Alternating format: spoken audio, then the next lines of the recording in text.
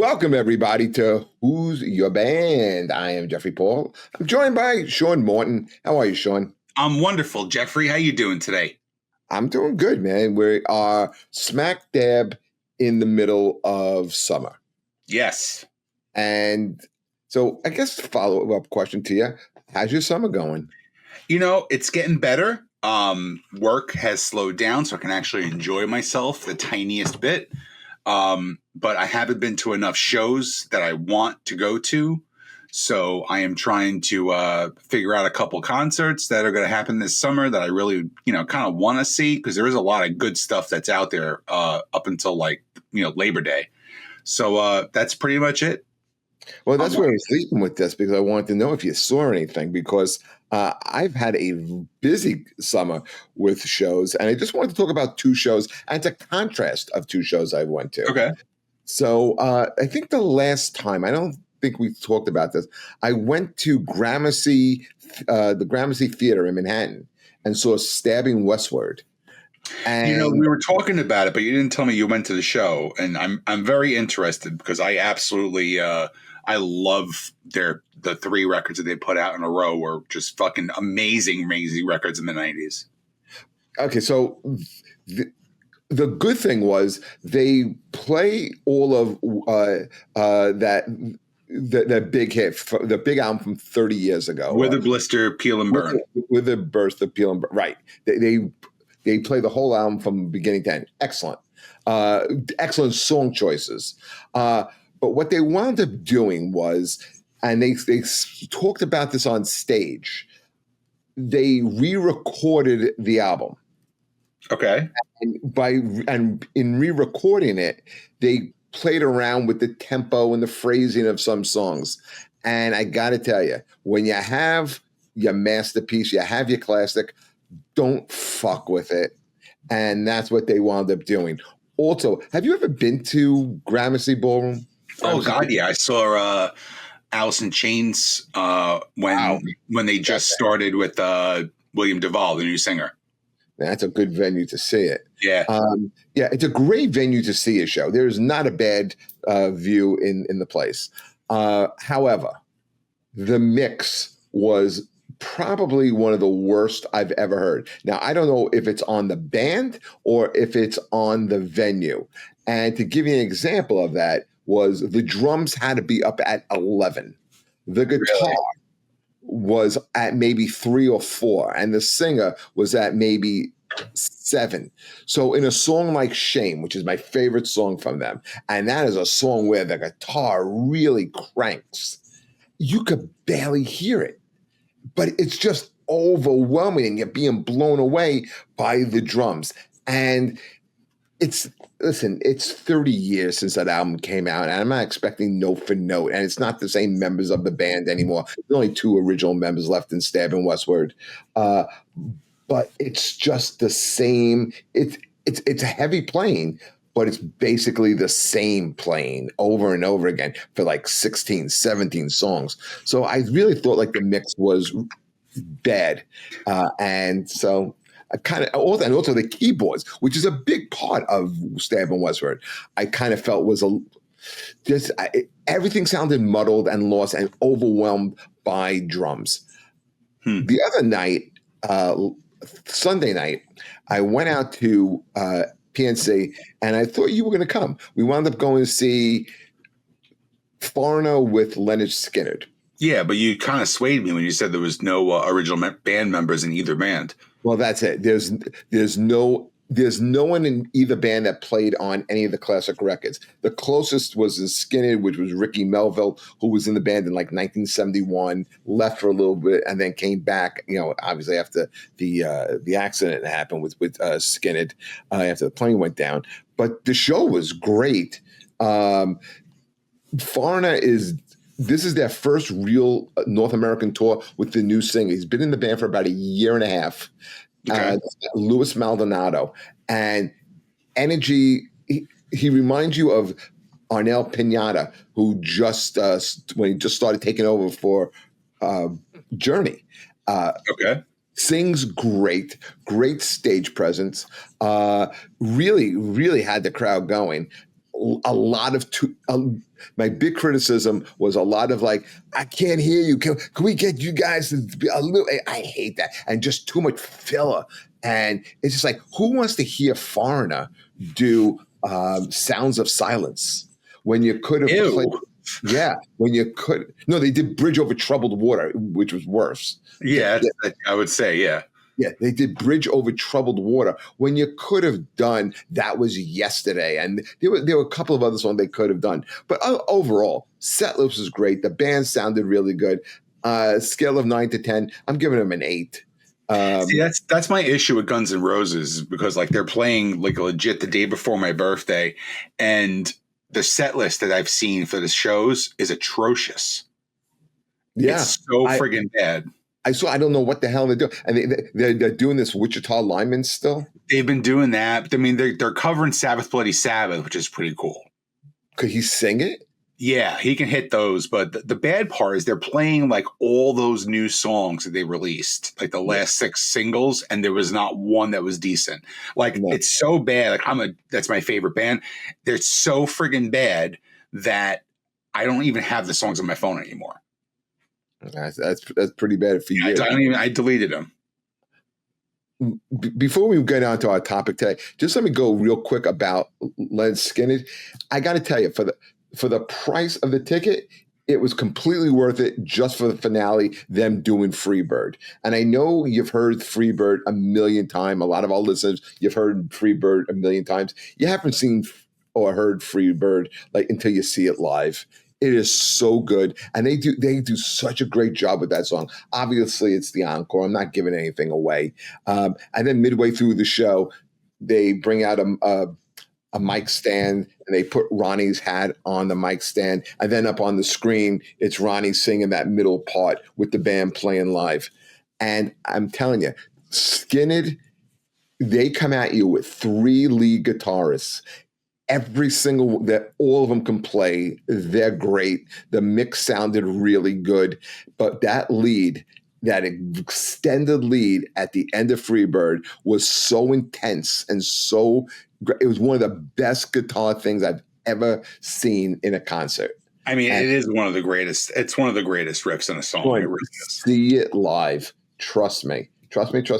I've seen Skynyrd. I saw Skynyrd a long time ago. It was about 20 years ago. And I saw them up at Darien Lake. I don't know if he ever was up there. It's up like close to Buffalo. And let's just say the clientele up there was not phenomenal. So it was Bret Michaels with Skynyrd opening up for them. Skynyrd open for Bret Michaels? Yeah.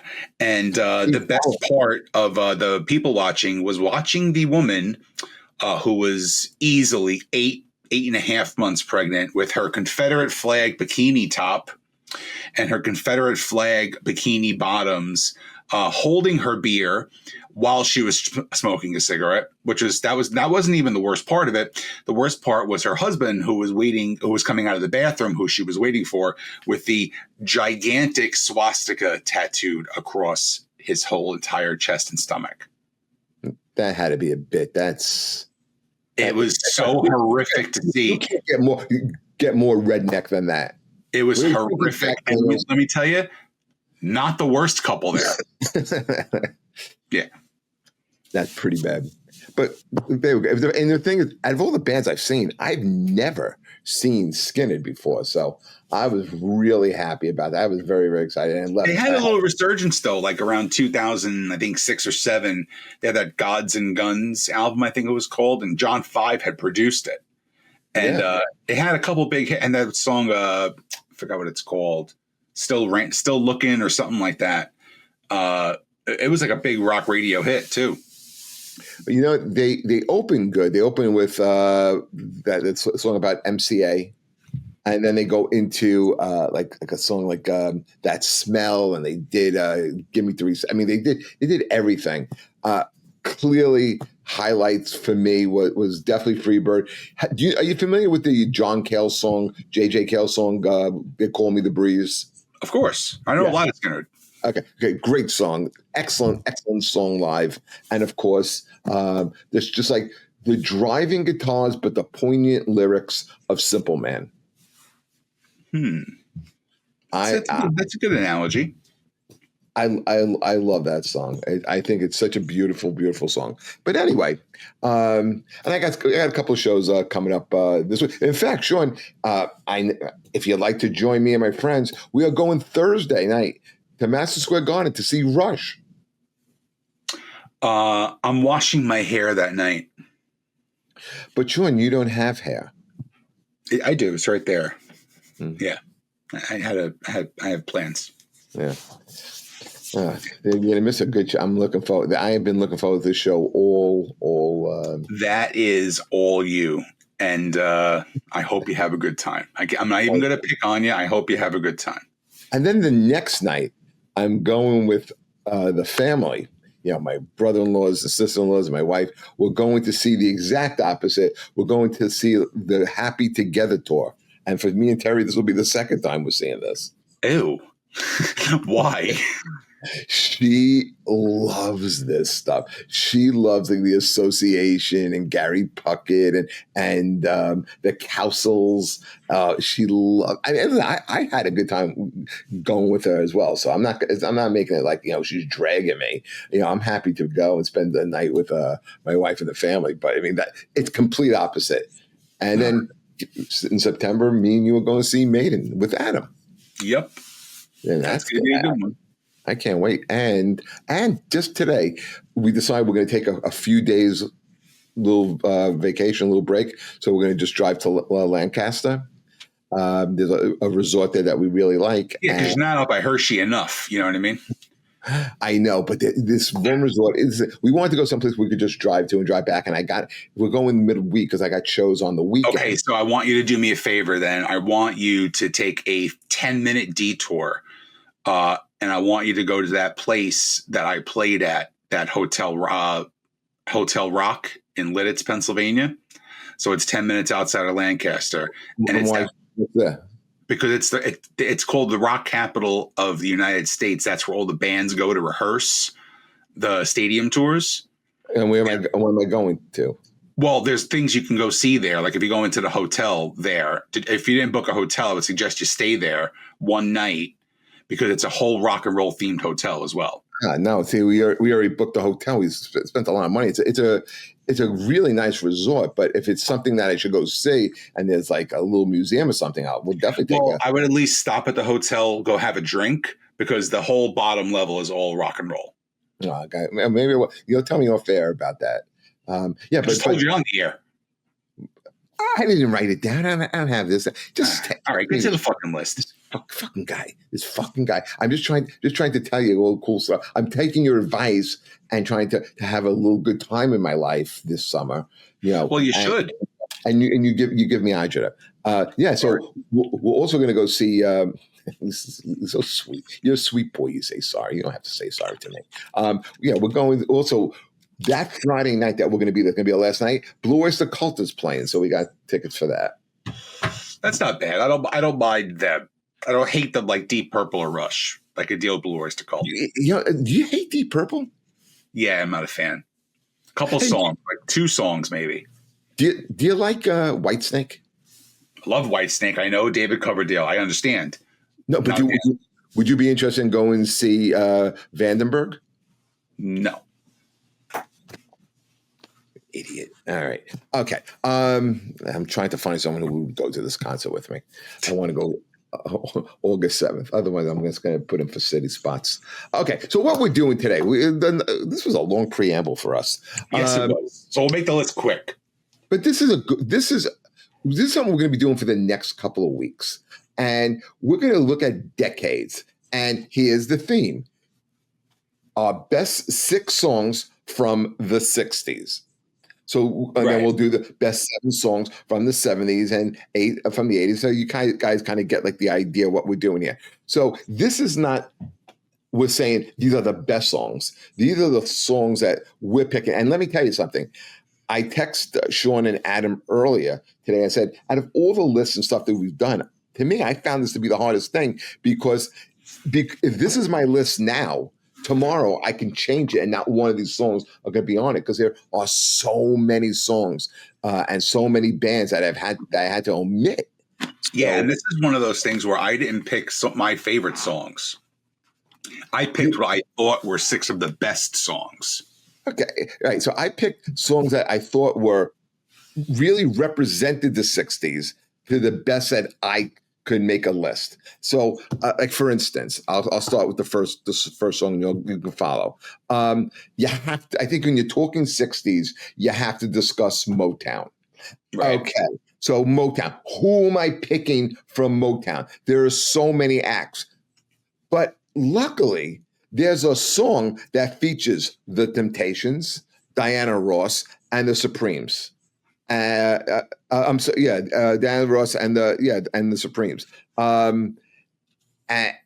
So the song came out in 1968.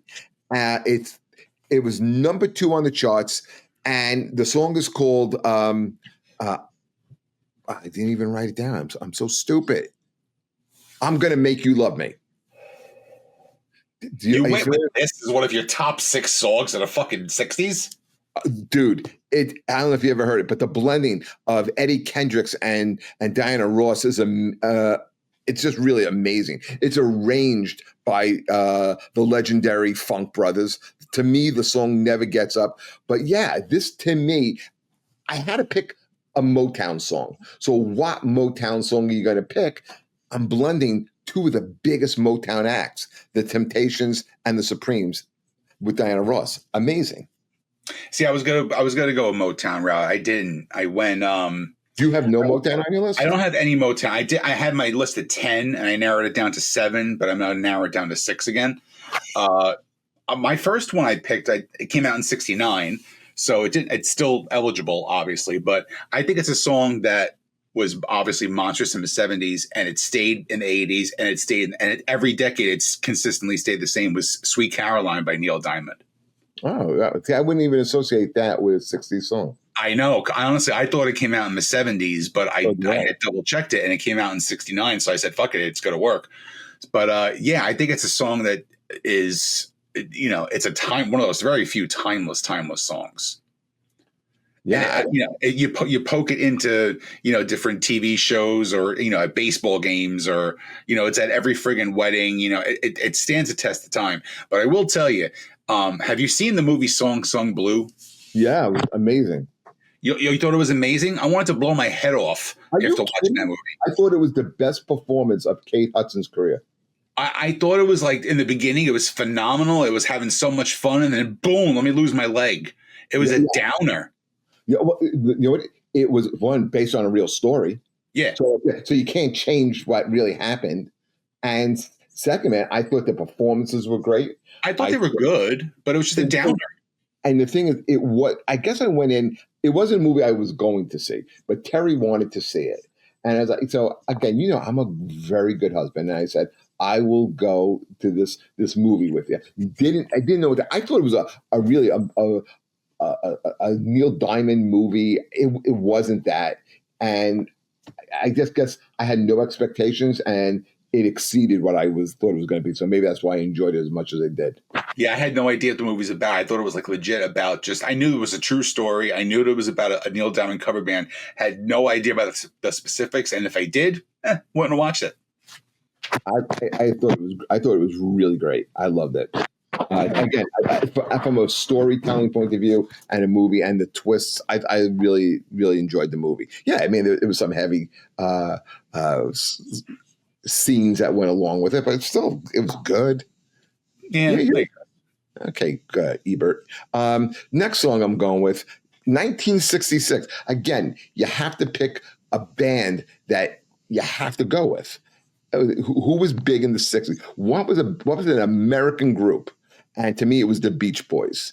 And what's the quintessential Beach Boys album? It has to be Pet Sounds, right? Mm-hmm. So I went with God Only Knows. Okay. Considered one of the greatest pop songs ever written. That's not me saying that. Knew that is? True. Sir Paul McCartney. He says it's his favorite song. He says it's probably one of the greatest songs ever written and was the inspiration for Sgt. Pepper's. And also, when you look at how the song the song is recorded and the album is really recorded, you had the Wrecking Crew. You're familiar with the Wrecking Crew, right? Yep. Yeah, because you had the Wrecking Crew playing on it. You had a whole bunch of different instruments that would, at the time, that they just were not in pop songs, like a French horn, an accordion, a bass flute, even a plastic orange juice cup was on the song. So yeah, to me, I think God Only Knows still holds up. You've seen it in movies like Boogie Nights, but it's just such a good song.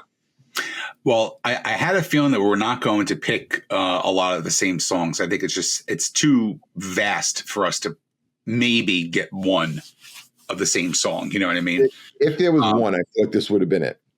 Well, I did pick something from the Beach Boys. I did pick something from Pet Sounds, but I picked Good Vibrations. Great song. Can't go wrong with that either. Yeah, I just think that's I love God Only Knows, but I just figured that this is more of a, if somebody hears, if somebody says to you that you don't know the Beach Boys, and they hear that song, they're going to know it's the Beach Boys. Does that make sense? Yeah, like it's just that it's that ingrained in people that that is their quintessential sound in that song. I am fascinated. I really love the whole making of that album. Did you ever see the movie Love and Mercy? Oh, I thought it was great. Yeah, me too. And I thought Paul Dano was excellent in it, who played young Brian Wilson. And he played Brian Wilson when they showed the recording of this. And really, if you ever go back and watch the making, like the documentary of the making of Pet Sounds and the way they did it in Love and Mercy, they really did capture the feeling perfectly. So yeah. And John Cusack was fantastic too. He was good too, and so was Elizabeth Banks. I thought also a great movie, great underrated movie. All right, so for me, my next song, my third song, is I also went with something in 1969, and really, it really got a resurgence in the 70s because of a movie that was in about this group, and the song is called "The Night They Drove Old Dixie Down." Good song. Great, I love it. Written by the band. The guy who wrote it was Robbie Robinson, but it's so gut-wrenchingly soulful the way it was sung by Levon Helm, and it's the story of Virgil Caine, a poor white farmer in 1865 during the Civil War.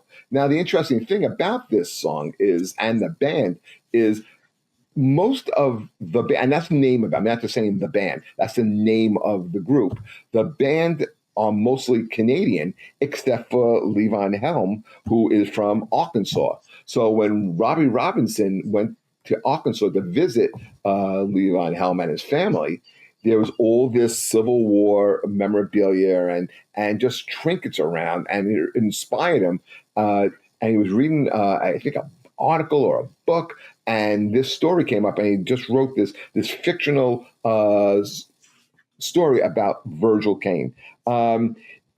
If you ever see the version that Martin Scorsese captured on The Last Waltz, that vocal is considered one of the great vocal performances in all of rock music. You can't. I mean, Joan Baez did cover the song, and there are covers of it. No one can sing it like Levon Helm. It is so gut-wrenching. It is so soulful. It is so beautiful. Great song.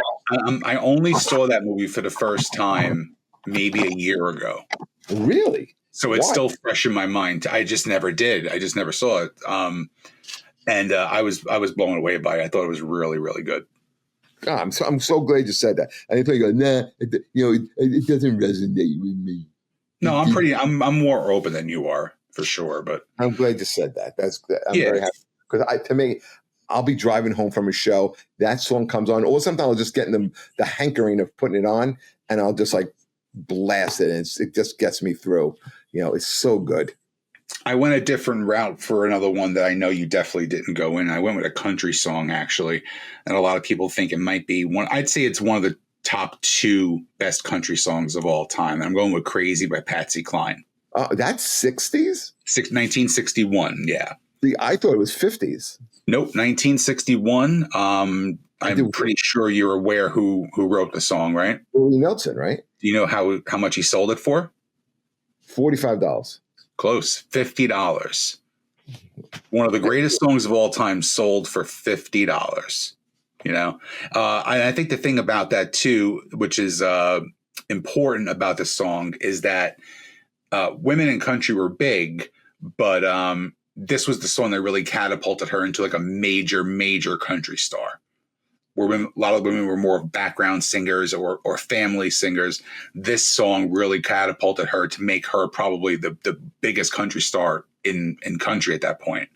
And, you know, women 50 years later are still covering this song.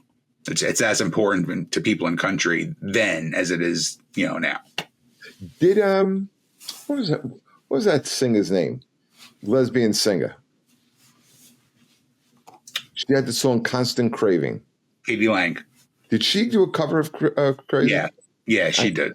Yeah, I could see her doing that very well too. One of the best concerts I've ever seen was actually Katie Lang and Tony Bennett at Carnegie Hall. For me, I think that would have to be a hard pass. Oh yeah, so yeah, let's go see fucking Zebra at Mulcahy's in Long Island. That's a great time. First of all, it is a great time, and I'm not going to see 90-year-old Tony Bennett with that audience going there. It's going to make the seats smell. I'm not doing it. I'm not going. First of all, he's dead, and number 2, this was 25 years ago. Still, not doing it. Not doing it, Sean Morton. However, you know, you think you got depth. I'm going depth on this one. Okay. And I guarantee you don't have this on your list. Go for it. And I hope for the friendship that you know who this artist is. 1966, Dusty Springfield. Are you familiar? Springfield, yeah. Okay. Love Dusty Springfield. The song is "You Don't Have to Say You Love Me." It is one of my favorite songs. I love the way Tom Jones sang it. But Dusty Springfield, if you know her backstory, she was beautiful. She was an amazing singer, but she was also a closeted lesbian, and she couldn't let that out. But she had this gorgeous voice. The song reached number 1 in the UK. It reached number 4 in the United States.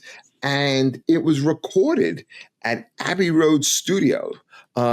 If you listen to the song, I mean, everything she sings, even the songs she did in the 80s, I don't know, deserve this song. The song with the Pet Shop Boys.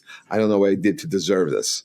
Her vocals are powerful in this song. They're not only powerful, they're emotional. They're they're very intense.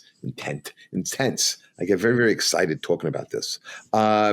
Originally, the song was an Italian ballad, but they took the music and then added English lyrics to it. And the new lyrics came in only about an hour. Elvis absolutely flipped for the song. He loved the vocal. He loved Dusty Springfield. He loved everything about it. And in 1970, he recorded the song, but didn't change a thing about it. Didn't change the arrangement, nothing. Loved it the way it was. So now I have to go with the greatest band of all time, right? So you got to put the Beatles on this list. I don't think there's any, you have to. I went with Hey Jude. I think it's their best song. I think it's their most notable song. I think for me, it's a perfect song. It's a truly perfect song. Really? I think even when McCartney plays it now, it's the quintessential Beatles song for me. Why? Why is that? I mean, the Beatles have such a vast catalog. I don't know if it's in my top 30. How is it your number 1? It's not my number 1 Beatles song. I just think it's probably the best Beatles song. Okay. And again, they're the greatest band of all time. They only played in the 60s, so you have to put them on the list, and that's where I went with it. All right. Well, you know what? I'm not going to argue with the band because I have a Beatles song as well. 1965. You said you have to put the Beatles. I agree with you. And I took something off of Rubber Soul, and the song is "In My Life." Um, Okay. I think it's a masterpiece from John Lennon. I think George Martin's Baroque style piano solo really stands out in the middle part of the song. In 2000, it was voted best pop song of all time by songwriters. So this wasn't open to the general public. This was just open to fairly successful songwriters, guys who may know a thing or two about writing a song, like Paul McCartney, Brian Wilson, Carole King, Elton John. All vouched for the song, saying it was the best written song of all time. And the thing that blows you away, and when you look at artists today, Sean, Mm-hmm. John Lennon, how old do you think he was when he wrote this? 24. Dead on. 24 years old. The depth of a 24-year-old to write this song based on his own life, his own feelings. He wanted to write something other than a love song, and he puts this thing out. He called it the first real major piece of work he ever did. I think the song still holds up. I got to tell you, Sean, I get a little lump in my throat. Why is that? I think it's a song that's like very reflective. And you know what it is? It's like that fucking song, "The Times of Your Life." Okay. I hear that song go through the years, and I start, I start to say it's hot as a tear comes to my eye. Because I think about like my family, I think about my wife and my son, and and everything in life, and those just songs just kind of get to you. I don't know, am I a pussy? Yes. So for my next pick, I picked the second biggest band of the 60s. I think you have to put the Stones on this list. And I went with, what's that? Yeah, I do. And I went with "I Can't Get No Satisfaction." Classic song. You go to a concert, you hear that opening riff. It's iconic. Yeah, it's an iconic riff, but I also think it's just, again, one of those songs like, "Highway to Hell," deep "Rock and Roll All Night." It's like those songs don't belong to the band anymore. It belongs to the universe at this point. Like, so you hear this at concerts, you hear it at weddings, you hear it at sporting events, you're going to hear it at a fucking bowling alley, you hear it in a ShopRite. It's all over the fucking place. And I think that's one of their bigger songs too. Not their biggest by far, but one of their biggest. Of course it is. Top 5 song of the Rolling Stone catalog. Have you ever seen the Stones in concert? So would you like to hear a funny story, Jeff? Of course. I had great seats for the Foo Fighters opening up for the Stones, right? And Foo Fighters go on. This is when Monkey Wrench came, the Monkey Wrench album, Color and Shape. Great song. Great album. Everlong, great record. They were phenomenal. The Color and the Shape? Color and the Shape, yep. So my friend at the time was like, "Oh, you want to smoke some pot?" I was like, "Okay." And I must have hit it I was very young at that point. I didn't really smoke a lot back then. So it hit me a lot harder. Not like tonight though, but I smoked way too much and I felt like shit and I had to sit down and lights go out and they open with "Start Me Up." And it goes, I had my head up on my hand and I went like this. I heard it. I went, "Nope." And I put my head back down. I heard the whole show. Do not remember seeing a thing. You're an idiot. I mean, I again, because I worked a lot of the shows, I saw the Stones a bunch of times. And when they play Satisfaction, right? Mm-hmm. You can't believe they're actually playing it, because it's one of those songs like "Stairway to Heaven," like "Freebird," that is just so big. It's so big. And like you're sitting there and you're like, I can't believe the Stones are in front of me playing this unbelievable, iconic song. Yeah. I'm kind of upset that I'm kind of priced out of the Prudential Center shows like 2 years ago. They were like $700 and $800 for the upper seats. But if you would have waited till week of, those tickets came down almost half price. It's still $500 a ticket for upper levels. It's still not worth it though. All right, so I did One not go. more. I did not go with the Rolling Stones. I Okay. did. Um, I went with someone I think equally iconic to the '60s. See, I think the Stones are a big '60s band. I agree, but for me, I think maybe their best stuff comes in the '70s. So maybe when we do our '70s stuff, I'll be putting a Stone song in there. But Okay. for me, I think when you talk '60s, there's one person you have to include, and that's Bob Dylan. You know, Don't tell me we have the same fucking song, dude. he is '60s. It's a Bob Dylan classic, like a Rolling Stone. God damn it. Are you kidding? Are you kidding me? Can you see that? No. Yeah. Wow. I cannot believe that we both waited to the end, Yep. like a Rolling Stone. And what's so great about the song? It proved that an over 6 minute and all of Dylan's stuff, lyrically complex. Okay, that a song like that could actually top the charts. Do you know when he wrote the song, at least the lyrics to the song, it started out as a rant, and it came, and he when he's writing the words, he wrote almost 20 pages of just like nonsense, of shit. He winds up kind of like editing it down. What the song did was it opened the door for songs like Hey Jude, songs like Stairway to Heaven to be played on radio, because it was like you play a 3 minute song and that's it. And here they took a song, because in its original state when he plays it live, it's about an 11-minute song. Okay. And they cut it down to about 6 minutes. And like, no one's ever going to play this. And of course they do. And I think the sound that stands out on like a Rolling Stone is like, if in my life it's the Baroque piano, I think in this case it's the Hammond organ. I mean, that really does to me represent the Dylan sound, and it represents the '60s. Yeah, I am. I'm in agreement with that. You know, I'm not a Dylan fan in the least bit. I'm not. That's the worst concert I ever went to in my entire life. I might like Go with three your of mother? his. Oh my god! I fucking. What's that? Didn't you go with your mother to that? No, my uncle took me. Oh, I okay. was probably like 15 or so. It was just atrocious. Um, I don't see the genius in the guy. I mean, he's good. I just don't. I'm not. I've never was a big fan or anything like that. But you can't deny the fact that this is probably the biggest song of the '60s all Yeah. around.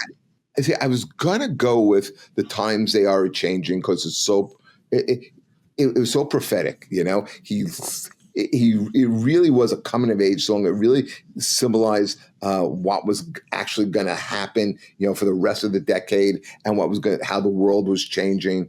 But I thought combination of lyrics and music and songs that I love, like a Rolling Stone. And one of the great concerts I got to work at Madison Square Garden, Bob Dylan's 50th birthday. And you can go on YouTube and watch it, and occasionally it'll come up on Access TV. They'll show it was for broadcast. And the famous event that happened there was the week before. Sinead O'Connor went on Saturday Night Live, and she ripped up a picture of the Pope. She went out to Yeah. do. She went out and did that show and was booed off stage where she couldn't finish her set, and she ran off. When she came off, I was right there, and she was being consoled by George Harrison, and I'm taking all of this in. I am right there. I am a fly on the wall. And then they had to rush out Mike McCready and Eddie Vedder to do Masters of War, I think. Okay. Acoustically. But the show opened with John Mellencamp doing like a Rolling Stone, and it was perfect. He was the perfect choice for it. He sang it great. It got the crowd going, and it really set off the evening. Excellent, excellent song. Yeah, man. Not my experience. Not my fucking experience at all, dude. It was horrible. I mean, it's 35 fucking years later, and I still remember watching hundreds of people getting up off the lawn on July 4th going, this is fucking terrible, and everybody just leaving. And I'm talking like 30, 40 minutes into the show. You know, he still tours. Yeah, no. You couldn't pay me to go see him. And he toured I think last year, I think like Robert Plant was on the tour. And he had big people playing with him. Well, he also does the Willie Nelson family picnic every year. Well, maybe that was what it was. The Outlaw Festival with Willie. Yeah, because I know it was like Bob Dylan, Robert Plant, and maybe it was Willie Nelson. Yeah, he's always on that tour. Like every other year, he does that tour with Willie. Well, maybe it was Dylan, because Sheryl Crow sometimes does it. That's Willie Nelson. Yeah, okay, so it's usually like Sheryl Crow, Willie Nelson. Sometimes Chris Stapleton will join the tour. So it's every other year, and that's usually the year I don't go. So not a big, but great lyricist. Yeah, I have to agree with that, but it's just not my cup of tea. You know, everyone compares Springsteen to him. You know, the Springsteen borrowed a lot of Bob Dylan, even his look, the leather jacket and everything. But so those are my top 6 songs. I cannot believe that we actually duplicate. I did not think we were going to do that. I didn't think we were going to come close. Me either. I thought there's no way you're putting Dylan on this list. Yeah, at number 1 too. Yeah, amazing. That is amazing. Wow. So good stuff. All right, Sean Morton. So what else is happening with you? That's about it, Jeffrey. That's about it. I'm looking forward to next week with our 70s episode. I think this will branch out a little more. I think it's a little more variety for us. A lot more different genres we can hit with this. Well, you know, I'm looking forward to the next few weeks of the show. Yeah, I say 70s is the best decade of music. I wouldn't go that far. I think you're more of an 80s, 90s guy? I would say the best decade for music is probably the 80s. Yeah. And we had Chris Murphy on, who argued it was the 60s. True that. Yeah. All right, guys. Hey, who are some of your favorites? What did you think? Some of the best. Do we leave anybody off? Do we have a glaring omission? Let us know. Put it in the comments, or I put it on Facebook. So if you want to send your list to Facebook, we can open the show with that next week. Next week, we're going to be doing the top songs of the 70s. I don't know when this is coming out. You know, our 200th anniversary show still hasn't aired as of this time that we're doing this. So put your comments down below, and we'll get to them. And we always appreciate anything that people have to say. But just listen, give us a like, give us a share, and subscribe. All right, guys, have a great week, and we'll catch you next week on Who's Your Band. Later.